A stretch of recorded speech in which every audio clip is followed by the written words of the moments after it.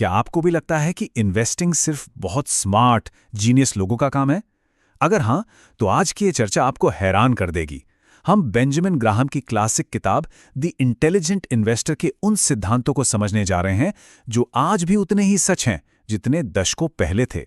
चलिए, शुरुआत एक ऐसे इंसान की कहानी से करते हैं जिन्हें इतिहास के सबसे ब्रिलियंट माइंड्स में से एक माना जाता है, सर आइजैक न्यूटन। जिन्होंने ग्रेविटी के नियम खोज निकाले, वो शेयर बाजार में अपनी पूरी दौलत गंवा बैठे।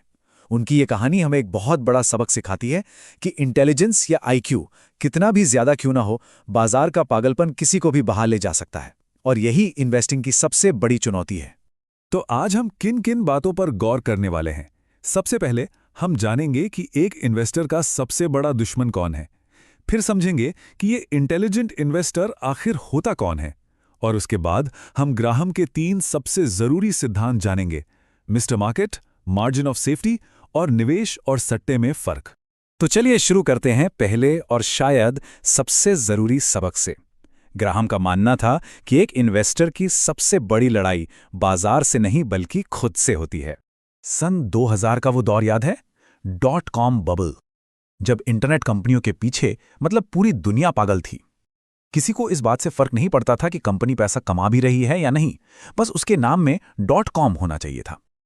ये एक ऐसा गुब्बारा था जो फूलता जा रहा था और उसका फटना तय था। और जब वो फटा तो नतीजा बहुत भयानक था। 2002 आते आते कई बड़ी बड़ी टेक कंपनियों के शेयर्स ने अपनी 95% से भी ज्यादा वैल्यू खो दी। अब जरा इसका गणित समझिए। अगर किसी इन्वेस्टमेंट में 50% का नुकसान होता है तो उसे वापस पाने के लिए 100% का गेन चाहिए होता है। सोचिए, 95% के नुकसान की भरपाई करना तो लगभग नामुमकिन है। तो इससे क्या पता चलता है कि असल में हमारा सबसे बड़ा दुश्मन कौन है? वो कोई और नहीं बल्कि हम खुद हैं। हमारा लालच, हमारा डर, हमारी अपनी भावनाएं ही हमें सबसे ज्यादा नुकसान पहुंचाती हैं। तो सवाल ये उठता है कि अगर न्यूटन जैसा जीनियस भी फेल हो सकता है, तो फिर ये इंटेलिजेंट इन्वेस्टर आखिर होता कौन है? ग्राहम का ये कॉन्सेप्ट अक्सर लोग गलत समझ लेते हैं।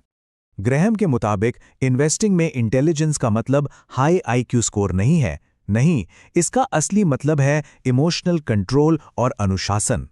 ये वो काबिलियत है जिससे पता चलता है कि कब भीड़ के साथ चलना है और कब अकेले खड़े होने की हिम्मत दिखानी है। ये दिमागी तेजी का नहीं, दिमागी मजबूती का खेल है। तो देखिए, ये सीधी सी बात है। एक तरफ है दिमागी तेजी यानी आईक्यू और दूसरी तरफ है दिमागी मजबूती यानी अनुशासन।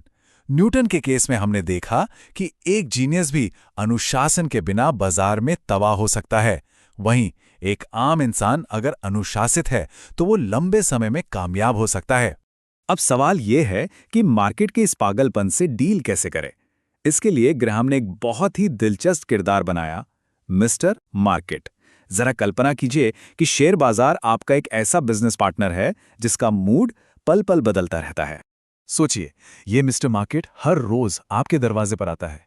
कभी कभी वो इतना खुश और उत्साहित होता है कि आपके शेयर्स की कोई भी कीमत देने को तैयार है, और कभी कभी वो इतना दुखी, इतना डरा हुआ होता है कि अपने बढ़िया से बढ़िया शेयर्स कौड़ियों के भाव बेचने लगता है। और सबसे मजेदार बात पता है क्या है? आपको उसकी कोई भी बात मानने की जरूरत नहीं है।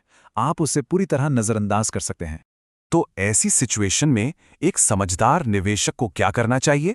क्या उसे मिस्टर मार्केट के मूड के साथ झूलते रहना चाहिए? जवाब बिल्कुल सीधा है। मिस्टर मार्केट को अपना मालिक नहीं, अपना गुलाम बनाइए। जब वो डरा हुआ हो, जब वो घबराकर सब कुछ बेच रहा हो, तब उसकी घबराहट का फायदा उठाइए और सस्ते में खरीदिए। और जब वो लालच में अंधा हो जाए, तब उसे बेचने के बारे में सोचिए। उसकी भावनाओं को कभी भी अपने फैसलों पर हावी मत होने दीजिए। अब आते हैं ग्राहम के उस सिद्धांत पर जिसे वो इन्वेस्टिंग का सबसे बड़ा सीक्रेट मानते थे, मार्जिन ऑफ सेफ्टी। ये वो सुरक्षा कवच है जो किसी भी इन्वेस्टर को बचाता है। सीधे सीधे शब्दों में कहें तो इसका मतलब है किसी भी चीज को उसकी असली कीमत से बहुत कम दाम पर खरीदना।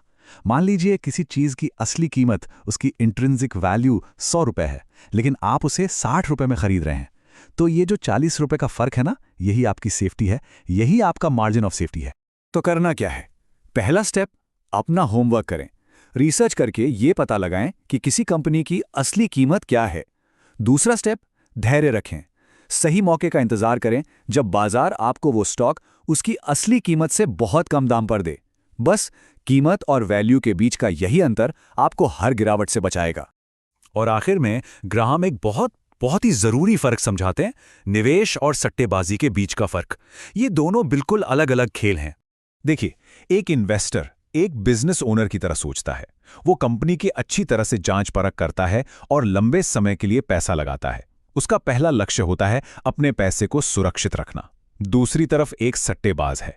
वो बस बाजार की हवा के साथ बहता है, अंदाजे लगाता है और जल्दी से जल्दी अमीर बनना चाहता है। ये एक तरह का जुआ है। तो एक इंटेलिजेंट इन्वेस्टर का मकसद रोज रोज मार्केट को बीट करना नहीं होता। उसका असली लक्ष्य होता है अपने फाइनेंशियल गोल्स तक, जैसे कि रिटायरमेंट या बच्चों की पढ़ाई, सुरक्षित और बिना किसी बड़े झटके के पहुंचना। तो जाने से पहले बस एक सवाल अपने आप से जरूर पूछिएगा, आपकी इन्वेस्टमेंट की गाड़ी कौन चला रहा है, आप या फिर बाजार की हवा? ग्रैहम के मुताबिक इस एक सवाल का जवाब ही तय करेगा कि आपकी मंजिल क्या होगी।